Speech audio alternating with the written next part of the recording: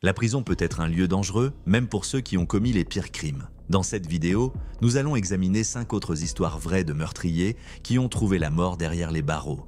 Des cas où la violence qui marquait leur vie à l'extérieur les a rattrapés à l'intérieur. Voici les morts les plus troublantes de criminels décédés en prison.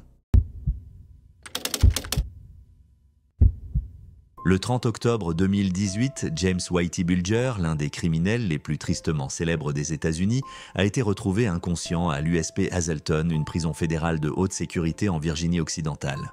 Bulger, alors âgé de 89 ans, était en détention depuis 5 ans et est mort un jour après son transfert dans cet établissement. Sa mort n'était pas accidentelle, mais le résultat d'une attaque intentionnelle perpétrée par d'autres détenus, marquant une fin brutale pour une vie de crimes organisés. Le parcours de Bulger vers la notoriété a commencé dans le sud de Boston, où il est né le 3 septembre 1929. Grandissant dans un quartier difficile, il s'est rapidement tourné vers le crime. Dans les années 1970, Bulger est devenu le chef du Winter Hill Gang, une organisation criminelle irlando-américaine. Son règne a été marqué par une série d'activités illégales, notamment des actes de violence graves, du racket, du trafic de drogue et du blanchiment d'argent. Bulger a échappé à la justice pendant des années grâce à un accord secret avec le FBI. En 1975, il est devenu informateur, fournissant des informations à l'agence sur la mafia italienne en échange de protection. Sa relation étroite avec l'agent du FBI John Connolly, un ami d'enfance, lui a permis de poursuivre ses activités criminelles tout en restant en avance sur les forces de l'ordre. Cet arrangement lui a permis de contrôler le milieu criminel de Boston pendant des années. Au début des années 1990, la protection du FBI a commencé à s'effriter. En 1995, après que Connolly l'ait averti d'une inculpation fédérale imminente pour racket, Bulger a pris la fuite. Pendant 16 ans, il est resté l'un des fugitifs les plus recherchés des États-Unis jusqu'à son arrestation en 2011 à Santa Monica, en Californie, où il vivait discrètement avec sa compagne, Catherine Gregg. En 2013, Bulger a été reconnu coupable de la mort de 11 personnes, ainsi que de nombreux autres crimes graves. Il a été condamné à 2 peines de prison à vie, plus 5 ans. Même en prison, Bulger n'était pas en sécurité. Sa réputation de chef mafieux et d'informateur faisait de lui une cible. Initialement, Bulger a été placé dans une prison de haute sécurité en Floride. Mais le 29 octobre 2018, il a été transféré à l'USP Hazleton, une prison réputée pour sa violence. Surpeuplée et sous-staffée, elle avait la réputation d'être dangereuse.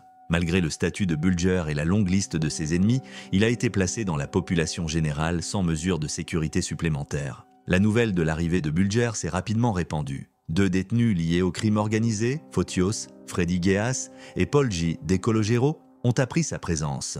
Geas, ancien associé de la mafia de la Nouvelle-Angleterre, en voulait à Bulger pour ses liens avec le FBI.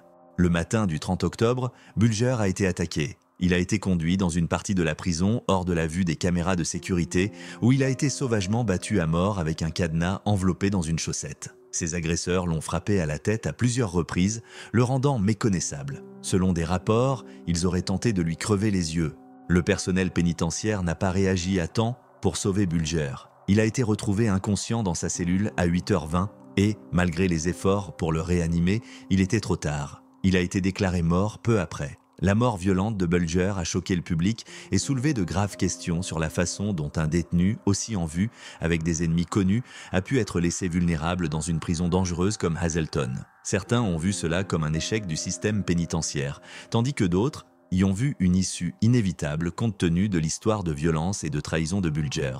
Après sa mort, Geas et De Cologero ont été placés en isolement pendant que l'enquête se déroulait. Les 2 hommes, ainsi qu'un 3e détenu, Sean McKinnon, qui avait joué le rôle de guetteur, ont été inculpés. En 2022, ils ont accepté des accords de plaidoyer. Geas, déjà condamné à perpétuité, a reçu 25 ans supplémentaires. De Cologero, qui avait joué un rôle mineur, a écopé de 4 ans supplémentaires, tandis que McKinnon a été libéré sans peine supplémentaire. L'homme qui régnait autrefois sur les rues de Boston par la peur et la brutalité a connu un sort similaire à la fin.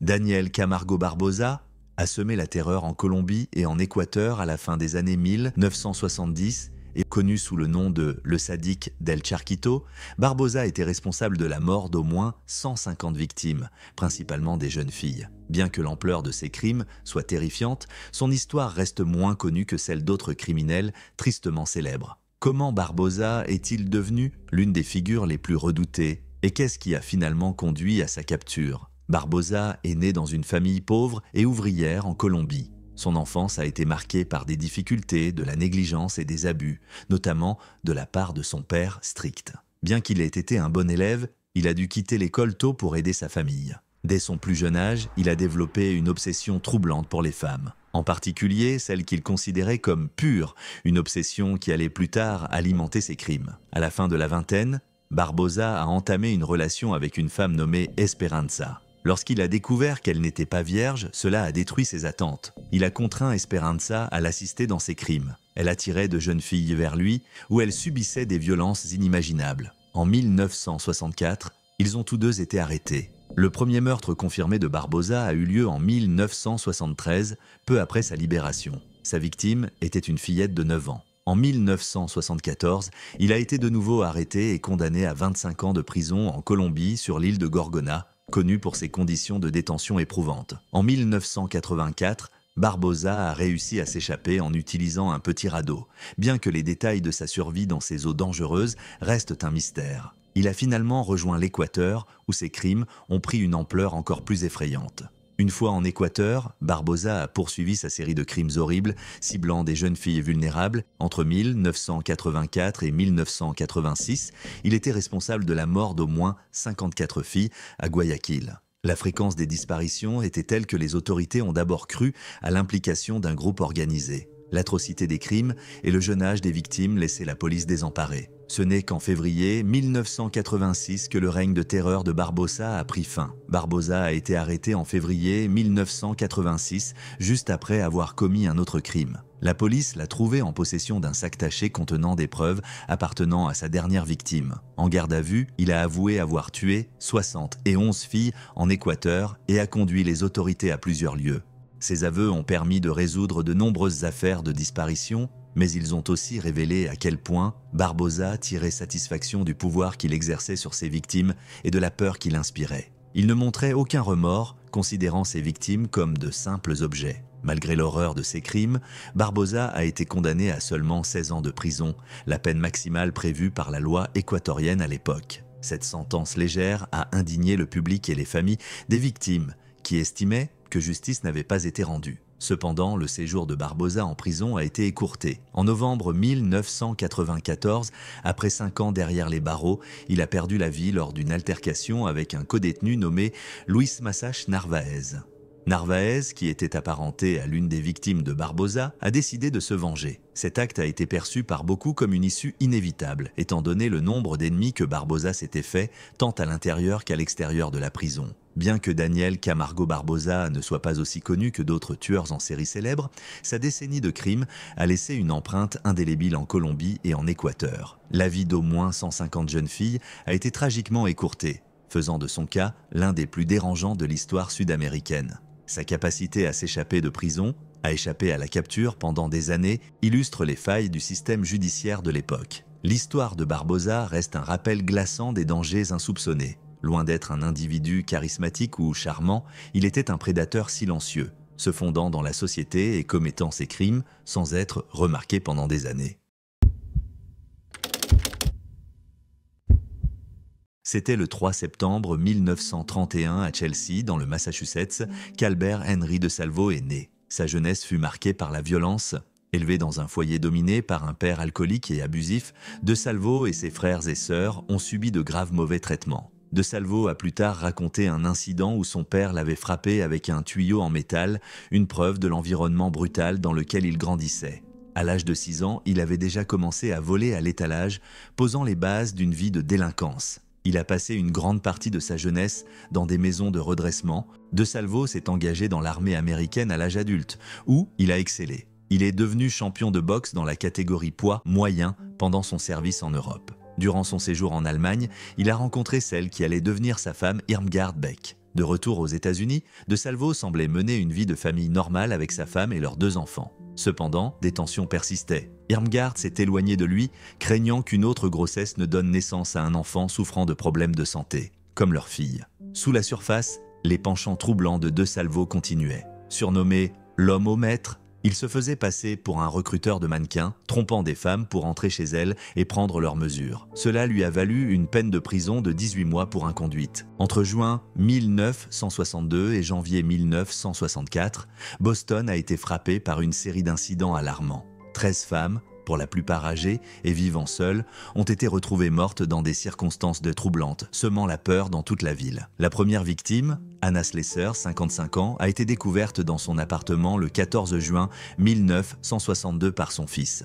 Initialement, les autorités ont pensé à un suicide, mais elles ont rapidement déterminé qu'il s'agissait d'un acte bien plus inquiétant. Anna avait été attaquée et son domicile fouillé, bien que certains objets de valeur aient été laissés intacts. 2 semaines plus tard, Mary Mullen, 85 ans, a été retrouvée morte. Bien que son décès ait été attribué à une crise cardiaque, beaucoup ont suspecté qu'elle était aussi une victime de l'étrangleur de Boston.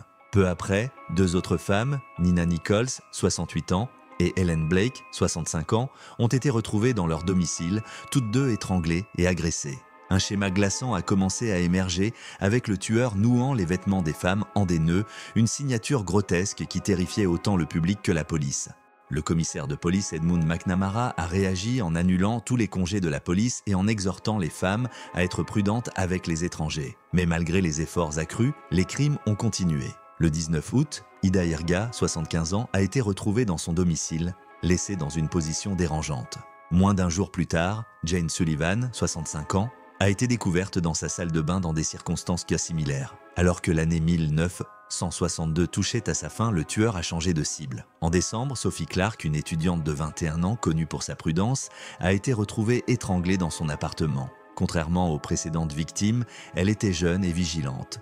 3 semaines plus tard, Patricia Bissett, 23 ans et enceinte, a été retrouvée étranglée avec ses bas. Ces affaires montraient que personne n'était à l'abri, peu importe l'âge ou les précautions prises. En 1963, les attaques se sont brièvement ralenties, mais en mars, Mary Brown, 68 ans, a été retrouvée étranglée au nord de Boston. La violence a culminé avec la mort tragique de Beverly Salmon, 23 ans, en mai. Elle a été retrouvée attachée, bâillonnée et gravement mutilée, avec des signes indiquant que l'agresseur avait également tenté de l'étrangler.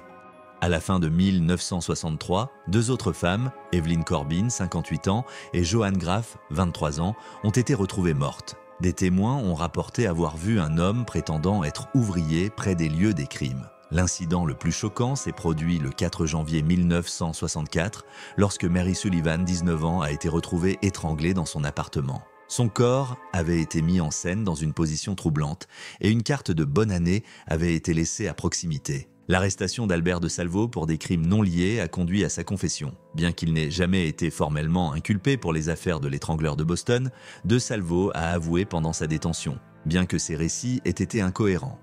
En 1973, de Salvo a été tué en prison dans des circonstances suspectes. Des preuves ADN ont plus tard lié de Salvo à au moins une des victimes, mais des questions sur l'étendue de son implication restent sans réponse. Le 28 février 2021, les gardiens de la prison de Mule Creek State ont découvert une scène glaçante.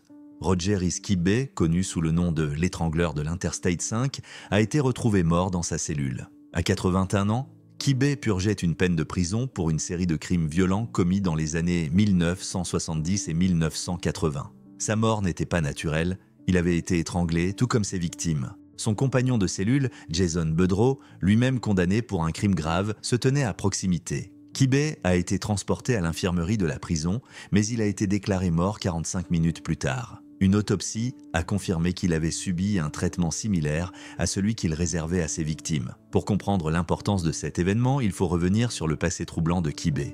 Né en 1939 à Chula Vista en Californie, Kibbe a eu une enfance difficile. Il affirmait que sa mère était abusive et il était harcelé par ses camarades à cause de son bégaiement. À 15 ans, Kibbe montrait déjà un comportement inquiétant. En 1954, il fut surpris en train de voler des vêtements féminins qu'il découpait en motifs étranges avant de les cacher.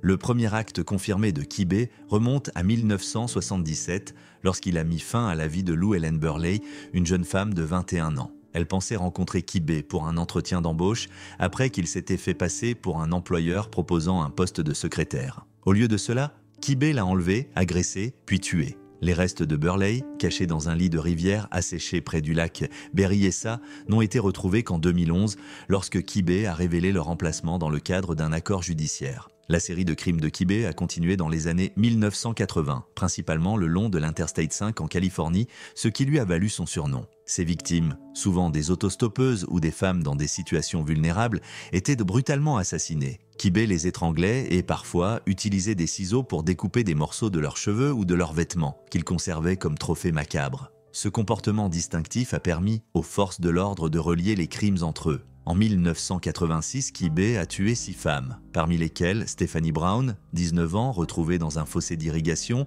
et Laura Hidrick, 20 ans, dont les restes ont été découverts des mois après sa disparition. Une autre victime cette année-là fut Charmaine Sabra, 26 ans, que Kibbe a enlevée après que sa voiture soit tombée en panne. Toutes ces victimes ont été brutalement étranglées et abandonnées. La série meurtrière de Kibbe a pris fin en 1991 lorsqu'il a été condamné pour le meurtre de Darcy Frackenpole, 17 ans, une fugueuse de Seattle dont le corps avait été découvert en 1987 près de South Lake Tahoe. Bien que les autorités soupçonnent Kibbe d'être impliqué dans de nombreux autres décès, les preuves manquaient à l'époque pour le condamner. Il a été condamné à une peine de 25 ans à perpétuité, mais de nouvelles charges ont émergé des années plus tard. En 2009, les progrès de la science médico-légale ont permis de relier Kibbe à plusieurs affaires non résolues le long de l'Interstate 5. Dans le cadre d'un accord judiciaire, Kibbe a admis sa responsabilité dans les affaires impliquant Lou Ellen Burley, Stephanie Brown, Laura Hidrick, Charmaine Sabra, Catherine Kelly Quinones et Barbara Ann Scott. En échange de sa coopération pour aider les autorités à localiser les restes de certaines victimes, les procureurs ont accepté de ne pas demander la peine de mort. Cet accord, bien que garantissant que Kibbe ne serait jamais libéré, a suscité la controverse. En 2013, sa vie a pris fin lorsque Jason Budrow, son compagnon de cellule, a causé sa mort. Un événement que certains considèrent comme un reflet du passé troublé de Kibbe. Budrow, qui purgeait déjà une peine de prison à perpétuité sans possibilité de libération conditionnelle pour un autre crime, était soupçonné dans la mort de Kibbe, mais les détails de leur relation restent flous. Pour beaucoup, la mort de Kibbe a apporté un sentiment de justice. Ces crimes étaient bien plus que des actes de violence. Ils reflétaient un profond besoin de contrôle et une cruauté extrême. Si sa mort a marqué la fin de l'un des tueurs en série les plus redoutés de Californie, les cicatrices qu'il a laissées sur ceux qu'il a touchés demeurent. C'était le 23 août 2003, au centre correctionnel Sousa Baranowski de Shirley, dans le Massachusetts. John Geoghan, un ancien prêtre catholique, est placé sous protection afin de le tenir à l'écart des autres détenus. Reconnu coupable d'abus sur mineurs en 2002, Geoghan, alors âgé de 68 ans, purgeait une peine de 6 ans. Ces abus se sont étendus sur plus de 30 ans et les accusations concernaient plus de 130 enfants. L'Église catholique l'avait déplacé de paroisse en paroisse, ignorant ses actes. En 1998, il a été défroqué et, en 2002, condamné pour avoir abusé d'un garçon de 10 ans. L'affaire Geoghan a été au cœur du scandale des abus commis par l'Église catholique à Boston au début des années 2000. L'enquête Spotlight menée par le Boston Globe en 2002 a révélé comment les autorités ecclésiastiques ont protégé les prêtres abuseurs pendant des décennies, ce qui a conduit à la condamnation de Geoghan. Bien qu'il soit en prison, Geoghan est resté une cible. Joseph Druce, un criminel condamné à perpétuité, se trouvait dans la même unité que Geoghan. Druce, 37 ans, avait un passé trouble, ayant ôté la vie à un homme en 1988 après une approche non désirée. Il avait également subi des traumatismes dans son enfance, ce qui l'avait amené à éprouver un fort ressentiment à l'égard de personnes comme Geoghan.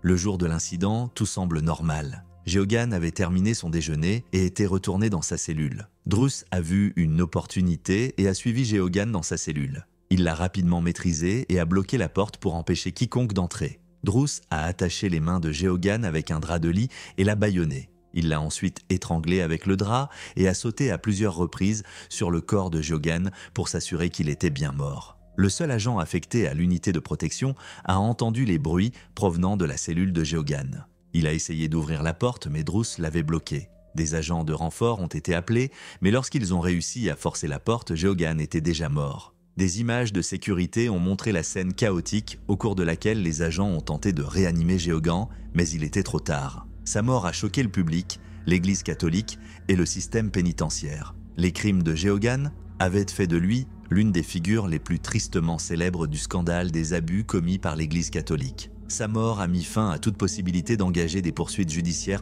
contre lui. Mitchell Garabedian, un avocat représentant de nombreuses victimes de Geoghegan, a exprimé sa surprise, déclarant que beaucoup de ses clients auraient préféré voir Geoghegan purger l'intégralité de sa peine. Les réactions des victimes sont mitigées. Certaines ont estimé que la mort de Geoghegan ne leur avait pas permis de tourner la page, tandis que d'autres se sont sentis soulagés qu'il soit parti. Ralph Del Vecchio, une victime qui avait réglé un procès avec l'Église, a déclaré qu'il ne pensait pas que Geoghegan méritait de mourir. L'Église catholique a réagi à la tragédie par une déclaration du révérend Christopher Coyne, porte-parole de l'archidiocèse de Boston. Le révérend Coyne a prié pour l'âme de Geoghegan et a exprimé ses condoléances à sa famille, en particulier à sa sœur Cathy. Joseph Druce a ensuite été accusé de la mort de Geoghegan. Lors de son procès en 2006, Druce a expliqué ses motivations, révélant qu'il avait déjà confronté Geoghegan à 2 reprises au sujet des accusations portées contre lui. Selon Druce, Geoghegan a réagi avec arrogance, ce qui a alimenté sa colère. Druce a affirmé que ses propres expériences passées le hantaient et qu'il voyait Geoghegan comme un symbole de la douleur qu'il portait. Il pensait que le fait d'ôter la vie à Geoghegan mettrait fin à ses tourments. Ses choix, bien qu'influencés par son traumatisme passé, ont ajouté une nouvelle couche de tragédie à l'histoire déjà dévastatrice de John Geoghegan, un homme dont les crimes ont laissé une marque durable sur d'innombrables vies.